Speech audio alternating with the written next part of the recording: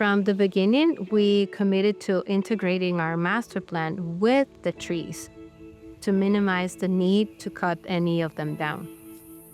We began the process by locating, tagging, and identifying each unique tree. To date, we have identified and tagged over 1,600 native trees here in El Bosque.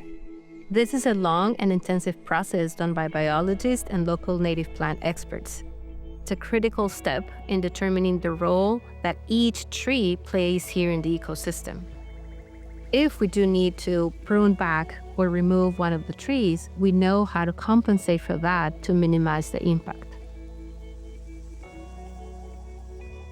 And some of the trees here, like this particular fig tree, are so spectacular that they naturally become the centerpiece of the home site, integrated into the design itself.